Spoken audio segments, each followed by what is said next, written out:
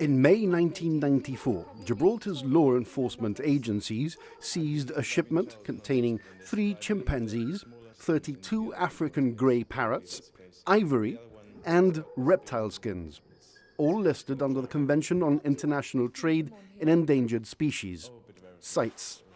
The consignment, which originated from Equatorial Guinea, was aboard the vessel Asio Mane Ella. It was intercepted in Gibraltar's dry dock, triggering a swift legal response. Documents reveal that among those on board was Gabriel Mbabela, who was travelling with a diplomatic passport and claimed to be Equatorial Guinea's Minister for Industry.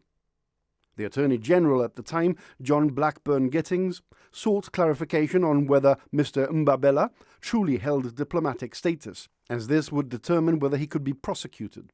In one letter, Mr. Gittings warned that Mr. Mbabela had suggested the seized ivory actually belonged to Equatorial Guinea's president, a claim that hinted at high-level involvement in illegal wildlife trade. The seizure and subsequent investigation posed legal challenges for Gibraltar's authorities. The Foreign Office initially deferred to Gibraltar's jurisdiction, given that the ROC enforces CITES independently. However, the discovery of a diplomatic passport complicated efforts to prosecute those involved.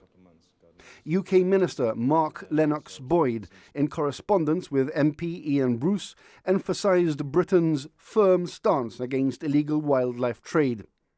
He said Equatorial Guinea was a signatory to CITES, meaning the export of chimpanzees was unequivocally illegal.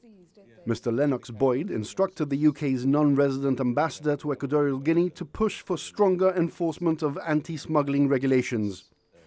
Despite the diplomatic hurdles, Gibraltar's authorities were commended for their quick response.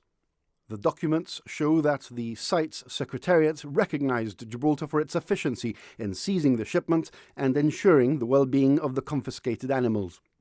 Arrangements were swiftly made to transfer the chimpanzees to Barcelona Zoo, a recognized breeding center, in an effort to minimize their trauma.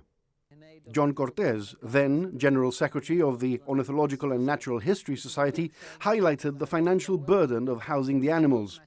He estimated that caring for the seized chimpanzees and parrots would cost at least £40,000, including transportation and quarantine. The declassified files leave questions unanswered. We don't yet know if Mr. Mbabela's claim of diplomatic immunity was verified and whether he ultimately faced prosecution. But we do know that the case put Gibraltar on the map as a strategic position to monitor illegal trade routes and enforce conservation laws.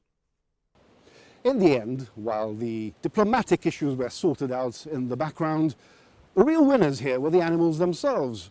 They found sanctuary, and Gibraltar became a case study in the importance of eternal vigilance against animal trafficking.